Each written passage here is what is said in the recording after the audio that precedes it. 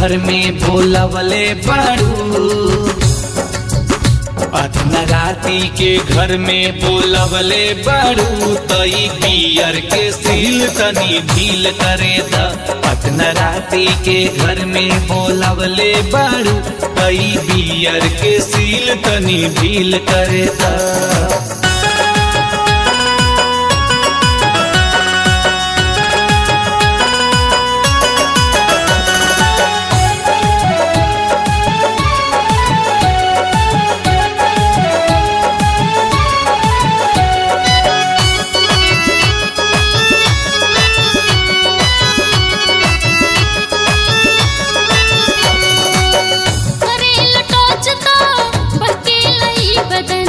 खींचता जोर से रूप के अगन,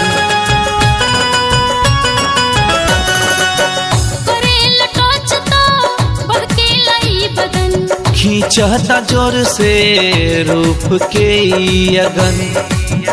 राजा दहिया के पानी जो सील करे दा, अतना राती के घर में बोलावले बाड़ू,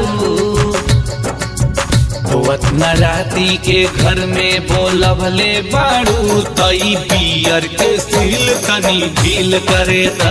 अतना राती के घर में बोलावले बाड़ू, तई बियर के सील तनी ढील करे दा।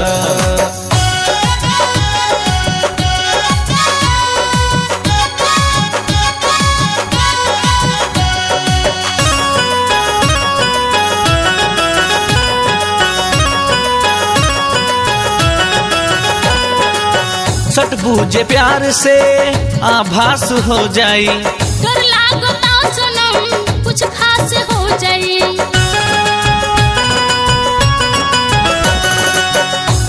सट बूझे प्यार से आभास हो जाई, डर लागता सनम कुछ खास हो जाई।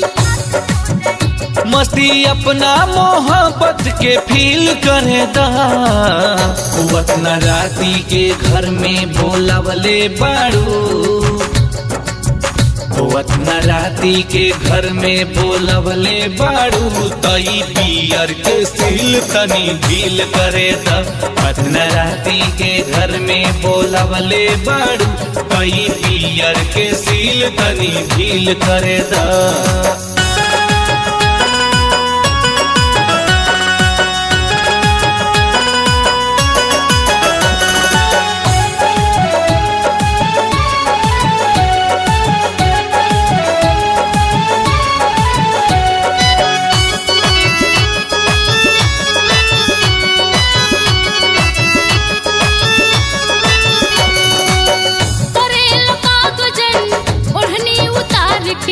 कहीं आहले रखबू गोरी ई धन संभार के,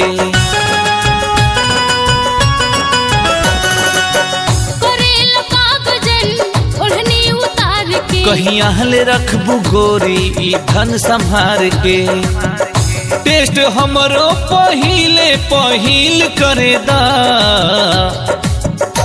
अतना राती के घर में बोलावले बाड़ू,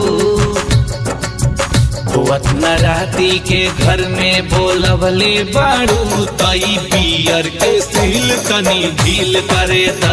अतना राती के घर में बोलावले बाड़ू, तई बियर के सील तनी ढील करे दा। जानी कर छीट फीट तू तो बड़ा बड़ा ढिट, जानी कर छीट फीट तू तो बड़ा बड़ा ढिट। अभी कम से मेरिया जो फील करे दा। अतना राती के घर में बोलावले बाड़ू, अतना राती के घर में बोलावले बाड़ू, तई बियर के सील तनी ढील करे दा।